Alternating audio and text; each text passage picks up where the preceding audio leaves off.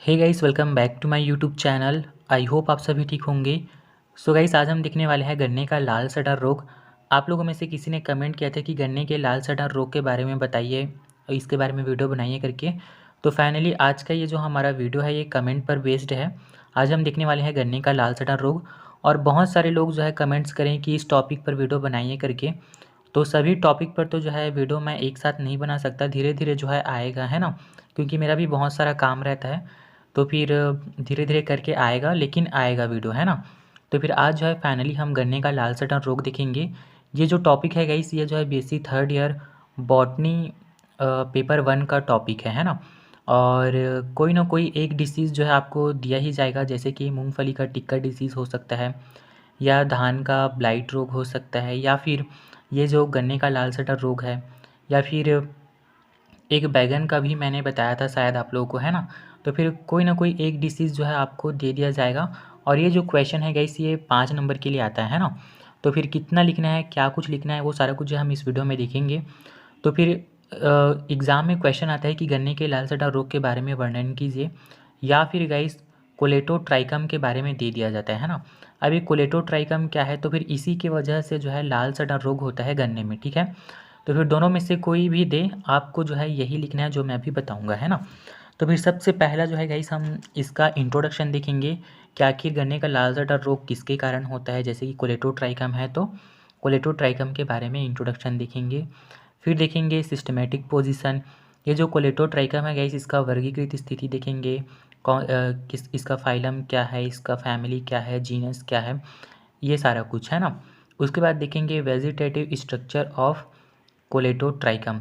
इसका जो स्ट्रक्चर है गाइस, इसका जो संरचना है वो हम देखेंगे। फिर देखेंगे रिप्रोडक्शन, इसमें किन किन विधियों द्वारा रिप्रोडक्शन होता है, प्रजनन होता है, वो हम देखेंगे। मेन जो है इसका असेक्सुअल रिप्रोडक्शन है गाइस, तो फिर इसके बारे में अच्छे से देखेंगे। और सेकंड देखेंगे सेक्सुअल रिप्रोडक्शन, ठीक है। तो फिर चलिए सबसे पहला जो है हम इसका इंट्रोडक्शन देख लेते हैं। आगे देखते हैं गाइस इंट्रोडक्शन। कोलेटोट्राइकम के जो है अनेक स्पीसीज़ ज्ञात हैं जो विभिन्न प्रकार के फसलों को हानि पहुंचाते हैं। अभी जो हम कोलेटोट्राइकम पढ़ रहे हैं गाइस, इसके अनेक जातियां ज्ञात हैं, है ना। बहुत सारी जातियां हमें ज्ञात है, परंतु कोलेटोट्राइकम फल्केटम गन्ने के प्लांट में रेड रोट रोग जो है उत्पन्न करता है। अब देखिए, कोलेटोट्राइकम के तो अनेक जातियां ज्ञात है, किंतु उन जातियों में से एक जाति, कौन सी जाति, फल्केटम जाति के जो कोलेटोट्राइकम है, वो जो है गन्ने के प्लांट में रेड रोट रोग को जो है उत्पन्न करते हैं, ठीक है। कोलेटोट्राइकम की अनेक जातियां ज्ञात है, परंतु कोलेटोट्राइकम फल्केटम यानी कि फल्केटम जाति के जो कोलेटोट्राइकम हैं वो जो है गन्ने के प्लांट में रेड रोट डिसीज़ को उत्पन्न करते हैं। इतना आपको याद रखना है। आगे देखते हैं, गन्ने की कटिंग इन्फेक्शन के प्रमुख स्रोत होते हैं। देखिए, गन्ने गन्ने के बीज यानी कि गन्ने को जो है काटा जाता है ना, और उसके छोटे छोटे टुकड़े बनाए जाते हैं उसको उगाने के लिए, उसी को ही जो है बीज कहते हैं, है ना। तो फिर उसको जब काटा जाता है गैस, तो फिर उसी टाइम जो है इन्फेक्शन फैल सकता है, और उसी टाइम जो है इन्फेक्शन के स्रोत होते हैं, और गन्ना जो है वो क्या बोलते हैं, रोग ग्रसित हो जाता है, ठीक है। मतलब वहीं पर जो है संक्रमण फैल सकता है, ठीक है। गन्ने की कटिंग इन्फेक्शन के प्रमुख स्रोत होते हैं, जिन पर कोनेडिया एवं कवक बीज के टुकड़ों पर जो है पाए जाते हैं। यानी कि ये जो कोनेडिया है, आगे मैं बताऊंगा कि कोनेडिया है क्या, है ना। और कवक फंगस के बारे में तो आप जानते ही हो, है ना। तो फिर ये जो है कटिंग के टाइम जो है गन्ने के बीज पर जो है लग जाते हैं, ठीक है, और वो जो है इन्फेक्टेड हो जाता है, ठीक है, यानी कि संक्रमित हो जाता है। आगे देखते हैं, फंगस जो है पोषक यानी कि होस्ट के अंदर प्रवेश करके तेज़ी से जो है ग्रोथ करते हैं, और पट्टयुक्त अंतरकोशिकीय एवं अंतःकोशिकीय कवक जाल बनाता है। क्या बोल रहा है यहाँ पे, देखिए, ये जो फंगस है ना, ये जो है पोषक के अंदर प्रवेश कर जाता है, और जो है वहाँ पे वो वृद्धि करता है ना।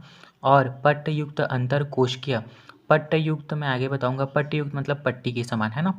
अंतरकोशिकीय यानी कि कोशिका के अंदर, एवं अंतःकोशिकीय कवक जाल बनाता है।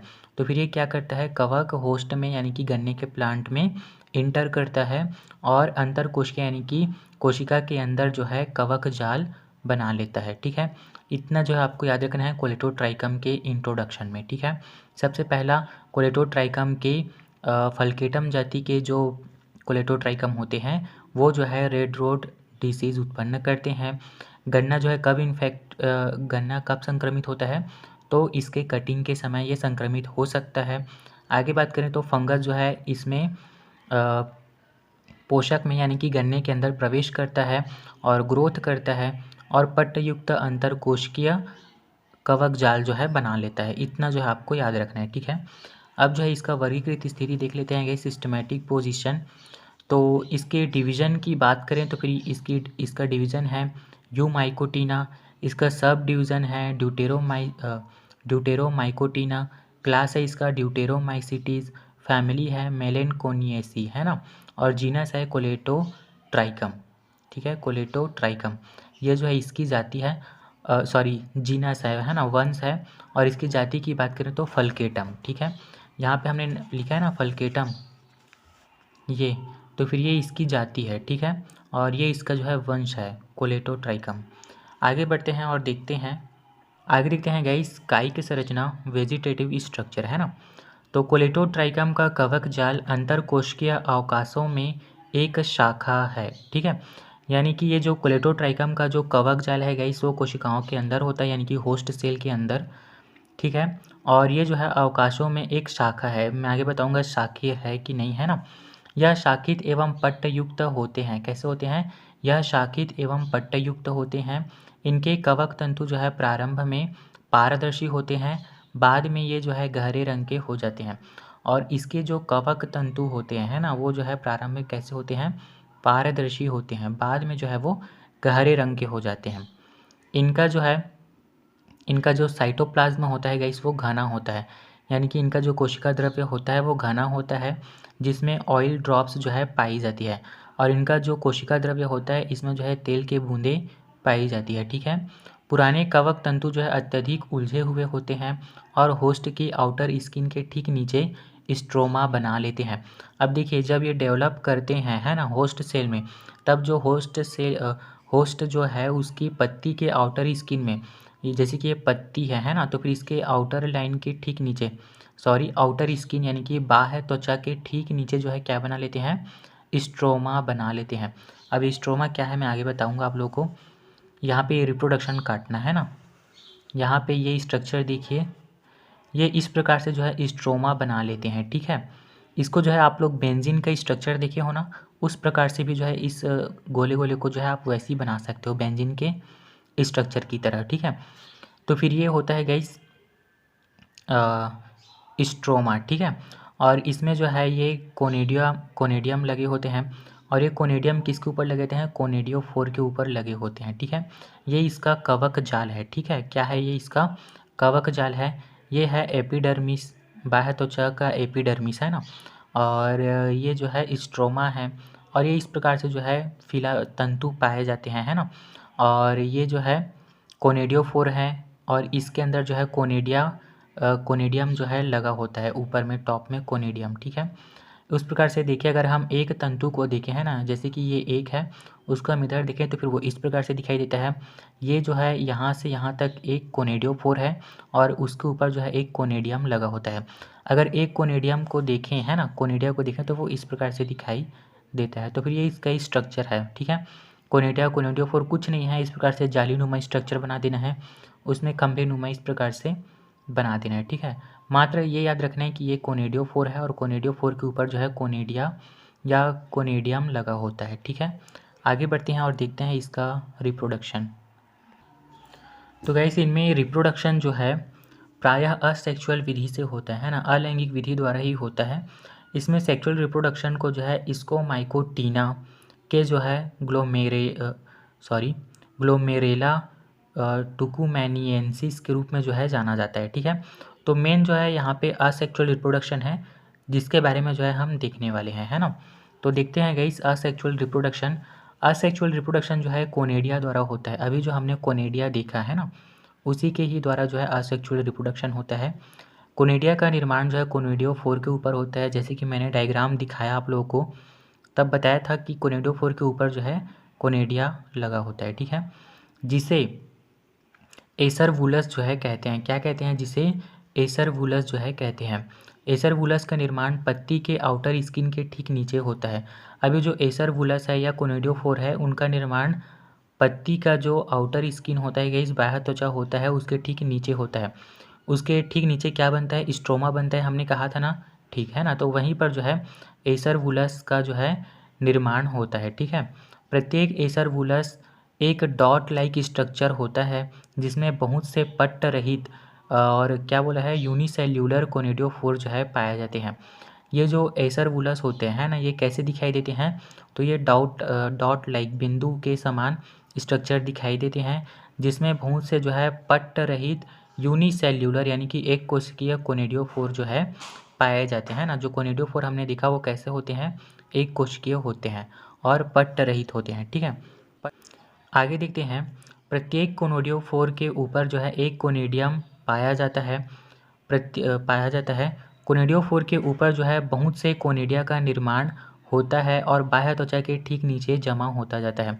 अब ये जो कोनिडियोफोर हैं गाइस, उनके ऊपर जो है कोनिडियम का निर्माण होता जाता है और बहुत सारे कोनिडियम का निर्माण होता है और बाह्य त्वचा के ठीक नीचे जो है ये इकट्ठा होते जाते हैं, है ना। बाद में जो है बहुत सारा जब ये इकट्ठा हो जाता है तब बाह्य त्वचा फट जाता है तथा एसर बुलस जो है वो खुल जाता है, ठीक है। तो फिर इस प्रकार से जो है कोनिडिया जो है वो बाहर आ जाते हैं, ठीक है। इतना आपको याद रखना है। फिर है कोनिडिया आपस में जो है पिंक कलर के श्लेष्मिक स्राव के द्वारा जो है जुड़े रहते हैं। प्रत्येक कोनिडिया एक कोशिकीय जो है होता है। इतना आपको याद रखना है इसके रिप्रोडक्शन में, और कुछ नहीं है, ठीक है। तो फिर ये रहा गाइस इसका असेक्सुअल रिप्रोडक्शन।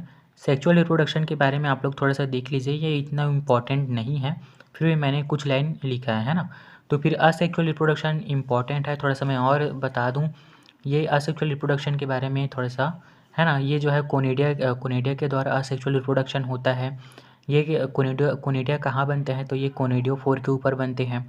कोनिडियोफोर के ऊपर जो है कोनिडिया का निर्माण होता है और ये पत्ती के जो आउटर स्किन है वहाँ पर जो इकट्ठा होते जाते हैं और जब बहुत सारा कोनिडिया बन जाता है तो पत्ती का जो आउटर स्किन होता है वो फट जाता है और कोनिडिया जो है बाहर आ जाते हैं। तो फिर इस प्रकार से इसका असेक्सुअल रिप्रोडक्शन जो है पूरा होता है। तो फिर चलिए गाइस, आई होप ये वीडियो आप लोगों के लिए हेल्पफुल हुआ है। अगर हुआ है तो फिर प्लीज़ वीडियो को लाइक करेंगे, चैनल को सब्सक्राइब करेंगे, दोस्तों में भी शेयर करेंगे ताकि उनका भी फ़ायदा हो। एक बात और, जैसे कि मैंने यहाँ पे रेड पेन का यूज़ किया है और बहुत सारे कलर पेन का यूज़ किया है, आप लोग जो है हेडिंग के लिए और डायग्राम के लिए ब्लैक पेन का यूज़ कर सकते हैं और बाकी सारा कुछ लिखने के लिए जो है नॉर्मली ब्लू पेन का यूज़ करेंगे, है ना।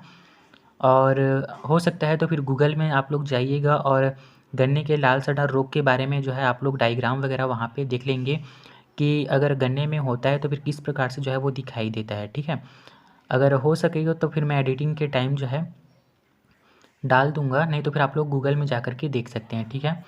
तो फिर चलिए गाइस, थैंक यू।